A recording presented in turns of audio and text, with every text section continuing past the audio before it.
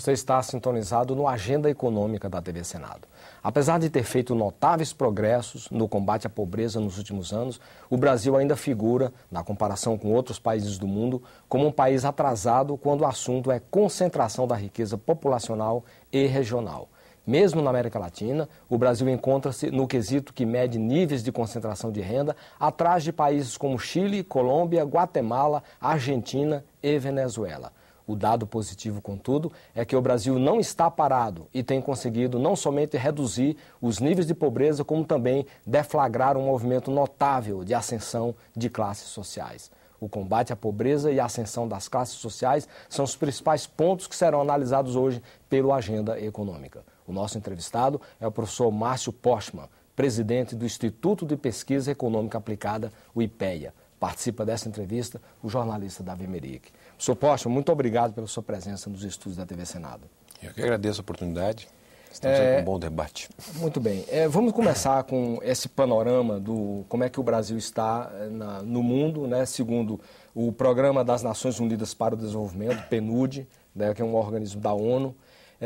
Fez os últimos cálculos relativos ainda a 2006 e que coloca o seguinte: no grupo, explicando que o coeficiente de Gini multiplicado por 100, ele dá uma escala de 0 a 100, sendo que quanto mais próximo de 100, maior a desigualdade na distribuição de renda, e quanto mais próximo de 0, melhor a distribuição de renda. Então, nessa escala, a Bolívia, Camarões e Madagascar estão no grupo de 60, com nota 60. África do Sul, Tailândia e Haiti, 59. Brasil e Equador, 56. Uganda, Honduras, Panamá, Paraguai, Chile, Colômbia e Guatemala no grupo dos 55. Argentina e Venezuela, melhor, portanto, que o Brasil, 45. E Portugal, que é um país um país pobre da Europa, considerado ainda um pouco fraco em termos de distribuição de renda, mas mesmo assim está com 41, uma posição bem melhor que a do Brasil. Os países desenvolvidos, de um modo geral, ficam na faixa de 23 a 40 nesse coeficiente de Gini multiplicado por 100. Eu lhe perguntaria, o que é que o senhor comenta a respeito desse quadro?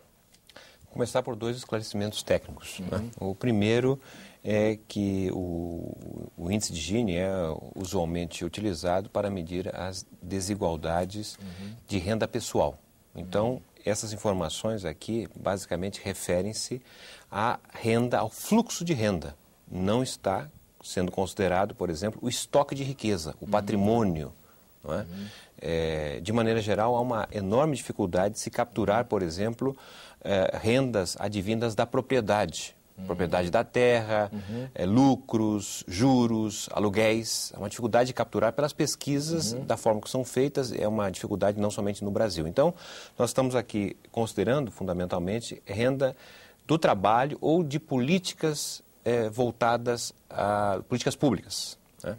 Segundo esclarecimento é que essas informações que a ONU produz e divulga são um pouco diferentes das informações geradas aqui internamente pelo IBGE. E elas são diferentes. A metodologia difere?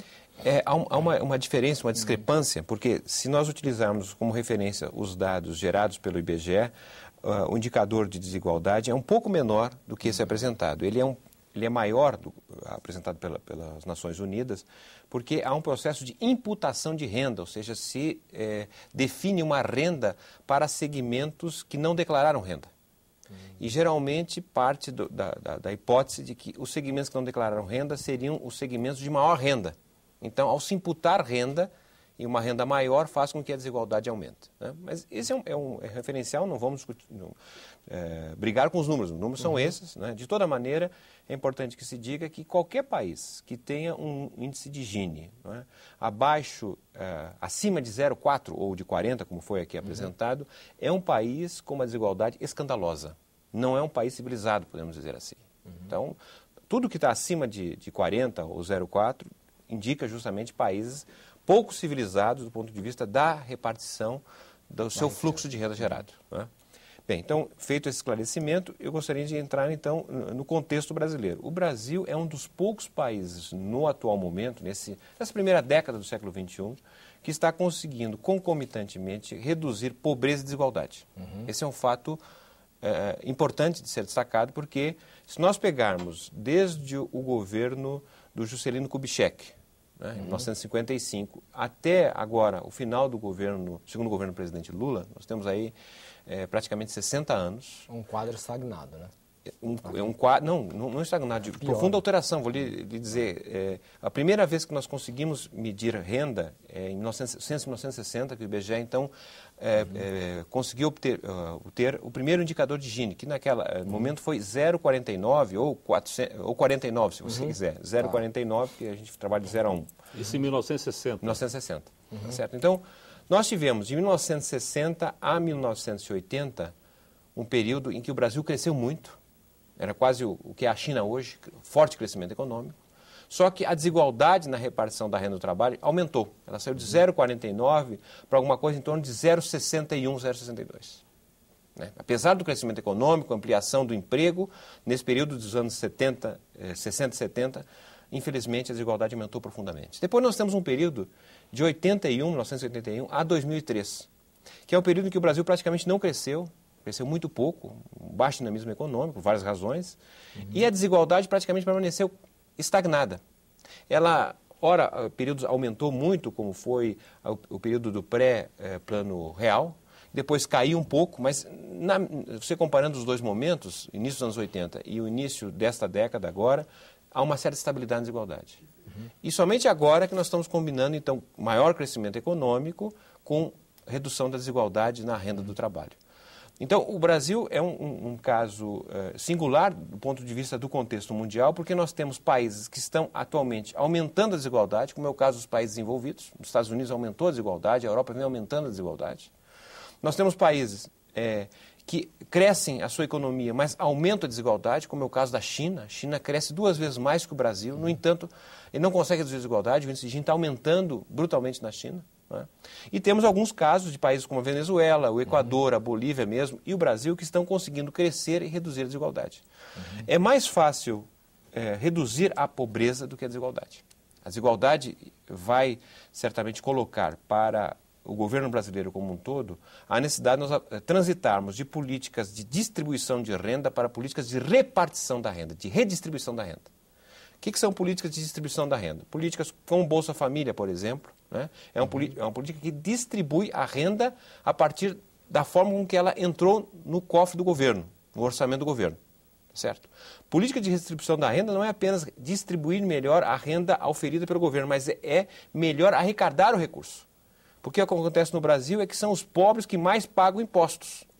Você tem um sistema tributário regressivo. Né? Exatamente. Então, nós precisaríamos avançar para reduzir mais rapidamente a desigualdade do ponto de vista da política tributária.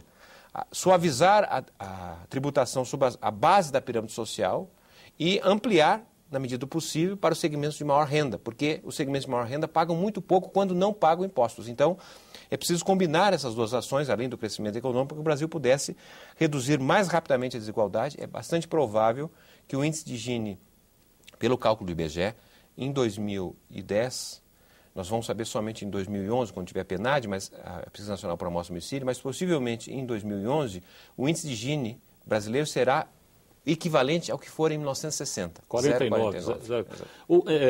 Na opinião do senhor, o que está contribuindo decisivamente para alterar um cálculo que ainda não está fechado, esse índice de Gini? Por exemplo, você fala que houve uma ascensão de 35 de milhões de pessoas para a chamada classe C. Isso realmente traz um impacto na alteração desse índice? Ou Bolsa Família, Bolsa Escola, como o senhor avalia isso? Não, o primeiro elemento a ser ressaltado é o próprio crescimento da renda. Não é como se nós estivéssemos falando aqui da teoria da laranja. Quer dizer, os gomos já estão repartidos, as partes são repartidas. É muito difícil tirar a renda de um e passar para outro. Quando a economia cresce, amplia a renda, fica mais fácil todos crescerem, só que uns crescem mais que os outros. E o que nós temos observado é que com a ampliação do crescimento econômico se tornou relativamente mais fácil redistribuir a renda. Agora, essa redistribuição só vai ocorrer se houver políticas voltadas para essa melhor redistribuição. Não há dúvida nesse sentido que políticas de elevação do valor real do salário mínimo foi muito importante, especialmente para os 50%, 40% mais pobres do Brasil, que são as pessoas que estão no mercado de trabalho e dependem do salário mínimo para a elevação da sua renda.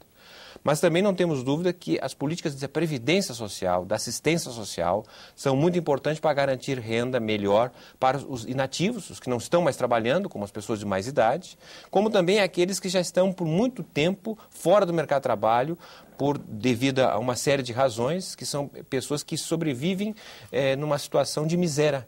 Nesse sentido, programas focados como Bolsa Família são absolutamente necessários para apoiar esses segmentos. O Brasil não tem o maior programa de transferência de renda. O maior programa de transferência de renda é nos Estados Unidos. Tem um programa de Stamp and Foods, que é um crédito que os pobres recebem para comprar alimentos. Nos Estados Unidos, o país mais rico do mundo. Então, o Brasil vai nesse mesmo sentido, é necessário garantir a renda para esses segmentos mais pobres, e à medida que a economia vai crescendo, uma parte desse segmento vai sendo incorporado e começa a caminhar com as suas próprias pernas. Então, as políticas focadas são muito importantes nesse sentido, ademais de outras ações que vêm ocorrendo que são muito importantes na constituição do estado de bem-estar social, na área da saúde, na área da educação, na área do transporte, na área da habitação, porque isso fazem com que as pessoas deixem gastar recursos que gastariam quando é, por exemplo, o imóvel alugado, o recurso que ela gasta, e se porventura ela passa a ter um imóvel próprio, ela não vai mais comprometer aquele recurso anteriormente com o aluguel para poder ampliar em outros benefícios, outros tipos de comprometimento orçamentário. Em geral, há uma dificuldade muito grande de se redistribuir a renda. E a gente nota vários países que tentam, anunciam certas políticas, e quando você vai medir o coeficiente de Gini, vê que o problema não foi resolvido, está estagnado.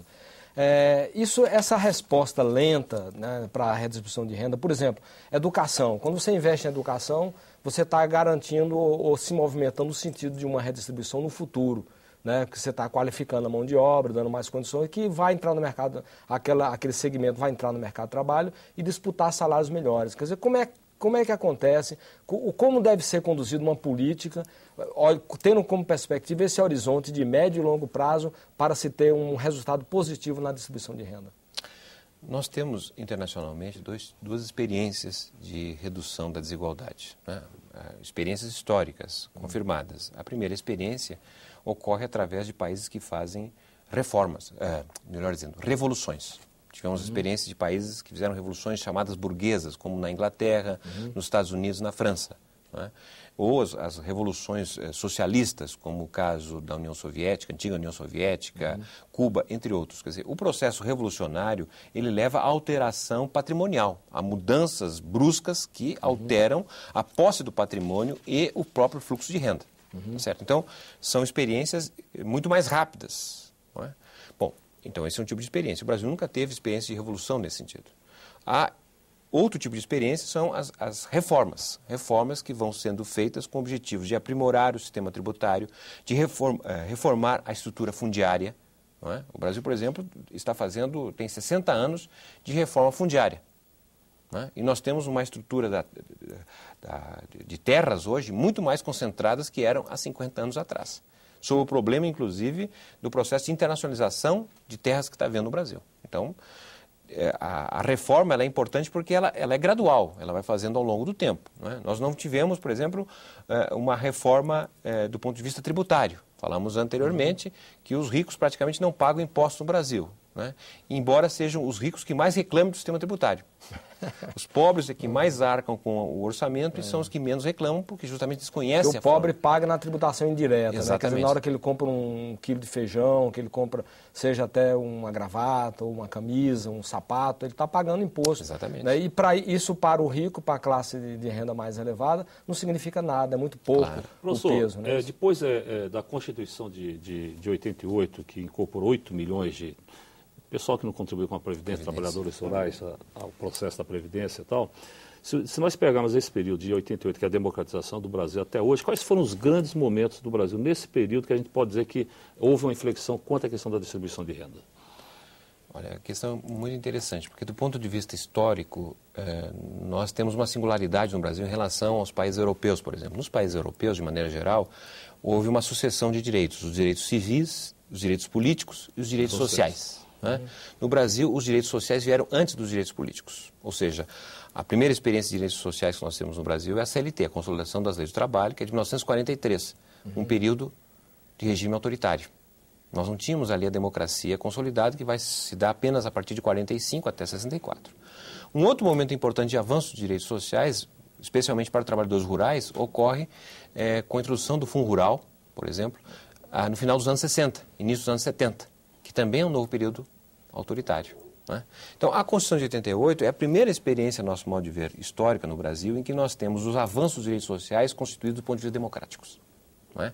E a Constituição de 88 foi fundamental para estabelecer os grandes complexos do estado de bem-estar social brasileiro. Nós temos um sistema previdenciário fantástico no Brasil, é um dos maiores países em termos de transferência de benefícios no mundo. Não há nada parecido, dado a complexidade e a quantidade de pessoas que recebem a todo mês um recurso. Né?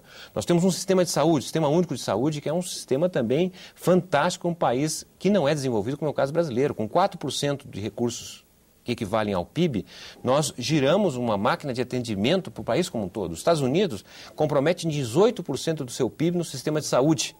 E lá há entre 50 a 60 milhões de pessoas que estão de fora.